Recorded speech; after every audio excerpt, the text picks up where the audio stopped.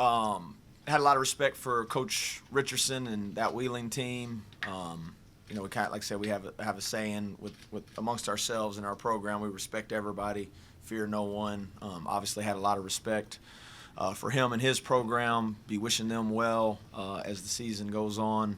Appreciate everybody. It came out on a Sunday afternoon for an exhibition. NFL Sunday, homecoming weekend. A lot of stuff going on, and again, I think that's what makes this place uniquely special, especially in this time period. It's fun to be out there in Hope Coliseum in front of your fans, put the jerseys on for the first time. Thought defensively, thought we were fairly consistent for the most part. Took them deep into the shot clock. Was able to do that several times, not break down, make it hard on them. And again, they can challenge you in different ways. They're smaller, kind of 5 out, can put you in space, but I thought we did a good job of not getting spread out. Wasn't crazy about the way we started the second half. Again, our closed door scrimmage, our closed door not so secret scrimmage anymore was kind of similar. Didn't feel like we started great to come out of halftime. We talked about that at halftime today and still came out a little slow. So that was disappointing. Got back in the flow of it and thought our defense was good enough when nights, when you're not shooting the ball well, which you're not always going to shoot it, kind of anticipated that a little bit as well as we shot it in our closed-door scrimmage. You kind of know you're like just the law of averages. But thought Harlan did a really good job establishing himself, B-Low. And I think that can be a plus for this team, as you will have to decide: are you gonna play those guys solo when they get into the post, or are you gonna bring help and then you open up some 3-point shooting? So all in all, it was great to be out there, and in a lot of ways, glad that it's over. Questions, please. Ross, the Mountain East is known for its tempo, the high tempo, high offense. Do you get a sense of that from just how Wheeling played? Yeah. I mean, they came in averaging close to 80 points a game last year, and in their scrimmage, they scored a ton of points, and they play with really good pace. And again, they can spread you out and drive you. And I thought our guys did a good job of getting back in transition. Obviously, in basketball, it's not like football. You don't have your offense on the field and then they run off and then your defense comes in. So I thought our offense for the most part did a good job of taking good shots, and you get to balance the floor and you don't give up a lot in transition. And did, like I said, contested well. They made some tough ones and turned them over. I thought we did a good job turning them over 9 times at half. Wish we could have been a little more active in the second half, but all in all, on defensive end, was pleased overall with our effort. Yeah, Huff had a plus 25, plus minus. What's his impact like on the floor, even when he's not having his best shooting night? Yeah, I think he's mentioned it in some press conferences. There is a gravitational pull when he's on the floor. People are going to have to know where he is, and Eagle staff's the same way, so they can still impact the game in other ways, and that's in part why they came here. They knew they needed to become better defenders. They knew they needed to find other ways other than just scoring, and Honor does that. He's a good passer. He opens things up for the rest of his teammates because, you maybe take one player that's just going to stay really close to him, and now Harlan's on the benefit of just having one-on-one in the post with a smaller defender, and that's a good again, just a good indicator of how bought in he is, in my opinion, that on a night where he was not shooting it well, that he still had an impact to find, the best, the highest plus minus of anybody in the game.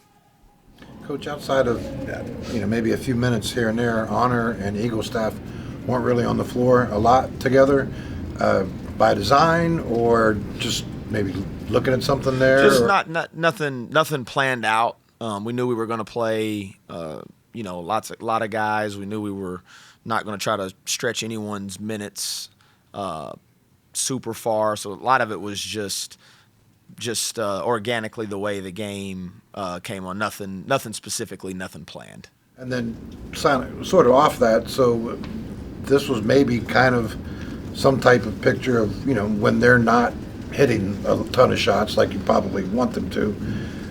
Okay, where else do we get production from Yeah. him. And then, I mean, that's maybe kind of the story. Yeah, I definitely. Again, I think because they have so much gravity, if you choose to play very special, close attention to them, then you're gonna play our forwards one-on-one. Whereas in our closed door scrimmage, the team, Maryland, they double teamed the post, and those guys are also good passers. Like Harlan's a very good passer, Belo's a very good passer. All those guys are very good passers. Probably at times a little too unselfish, for me. But it's a great habit, and so I think you do get into that. Like you're gonna have to pick your poison a little bit, and again, I'm not been doing this a little while, and so I certainly know we're not going to make 23s every time we step out on the floor. And they had good looks, they had good looks, and that's why our whole team wants them to keep shooting them, and no one even bats an eye. If you could get them, right? 23s. That would be nice. That would be nice. Make my job a lot easier. What did you not like about your defense today? I didn't like the way we started the second half. I thought early on we had them in some really tough spots, and we kind of had like ticky-tack fouls to put them on the line.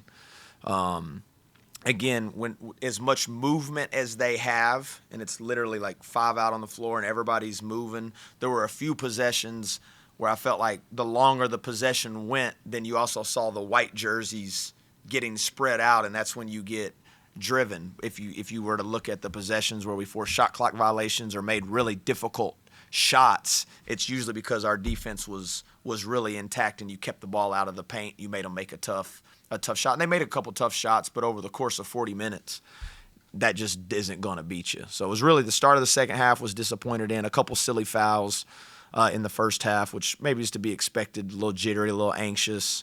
But all in all, I thought our effort was fairly good on the defensive end. First win at Hope Coliseum, first country roads. How special was that for you? Yeah, it was incredible. You see it on TV, and again, I'm a fan of college basketball and college sports in general. So I've seen lots of big Monday games in here, and lots of big wins that I wasn't a part of, and to actually be in it instead of just witnessing it was really cool, man. And again, I mentioned to my wife who's in town, even last night at the football game, and I know Coach Rodriguez and them aren't having the type of year that they want to have or the type of year that they will have in the future, but to still see 54,000 people show up, in the midst of a tough stretch, to me, is what can separate us and what gives us a distinct advantage when everybody's looking for advantages. What is our advantage is that we have one of the most passionate, one of the most loyal fan bases, and they keep showing up and they keep supporting you. So it was awesome to be out there and experiencing it firsthand. Coach, what are your positives and negatives from both your exhibition game and your closed-door scrimmage? I felt like both times our togetherness was really good. I thought our bench was good. I thought our guys are legitimately playing for each other and playing for, West Virginia, and not playing for themselves or out there trying to do things that we don't normally see them do in practice. That's kind of what you're measuring a lot of this stuff. You're looking at body language. Again, you're not always going to play. We played about as good offensively as you could have in the closed-door scrimmage. I mean, we had like 23 assists and 4 turnovers. I've never seen anything like that, especially this early in the year. We have 4 turnovers when we're running 5-on-0 offense in practice. But even today, when shots weren't going on, you didn't see anybody. If you miss a shot and you are very theatrical, you look to the sky, look at Jesus, like, why am I missing? And that's kind of more an internal response to missing shots instead of missing a shot and then just looking right over a hoop. Hey, man, good pass. I'll make the next one. Yes, you will make the next one. Now you're kind of seeing a connected group. Bringing Brennan from North Texas, what was it like getting him his first career start in college? Yeah, it was. I didn't even think about that. But that was. I'm happy for him. Obviously I'm thrilled he came, with us. I mean, he could have went to a lot of places, could have went just about anywhere in the country, honestly, and he hopped in that portal with a do not contact in, and so I know he talks about how grateful he is for our coaching staff, and equally as grateful for him. And he's put a lot of work in. He's matured. He's earned that. And the coolest thing about him, to my opinion, you got to remember, he was a first-team All-League player in the American last year, and not one time did he ever mention the words like, can I, can I start, or like never even brought it up. So again, that's kind of the heart and the embodiment you want of an entire program. So was glad I was get to be a part of it. Coach, with the Harlan's game, do you see some real big positive steps there for him, or do you take it with a grain of salt, knowing that he had a big size advantage out there today, or maybe both? I don't know. He's a large human being, so he's going to have a size advantage most nights. I mean, like I said, he's a large man amongst large men, and he's such a big target down there. And again, to me, he gives you the ultimate, like, what are you going to do when the ball is thrown in there to him? Are you going to dig it out? Are you going to double it? And you have to make a choice. And more often than not, if you choose to guard him one-on-one down there, he's either going to score it or get fouled. I mean, that is the luxury, and he's just getting in better shape. He's getting in better condition. He did miss a little time recently, leading up to our closed door scrimmage, but yeah, he's just the changes he's made to his body, and again, also on the side of that, just the forwards are a central focal point of your defense. They're kind of the last line of your defense. They're like your free safety or your middle linebacker. And so even his ability defensively to be where he's supposed to be in our ball screen coverages and kind of be a foundational piece down there was been fun to see. When you see him guarding on the perimeter, I mean, like you said, he's a big guy. Yeah. He's probably, most people would think he's not supposed to be out there. Yeah.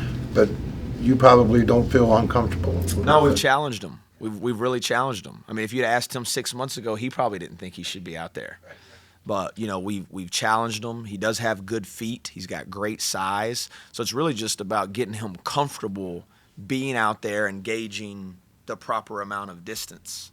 And just, if they make a tough shot over you, then you tip your hat to them, but you don't need to foul them. You don't need to panic. And a lot of it's just getting comfortable being out there on the perimeter, which he has. And one last one, Jenkins with his shoulder brace, is that new or something he's always just banged up a little bit, and it's just something he's gonna play with, and he'll have to wear it when he plays. What have you thought about his performance so far between today and also the closed door scrimmage? Yeah, he gives you such a different punch.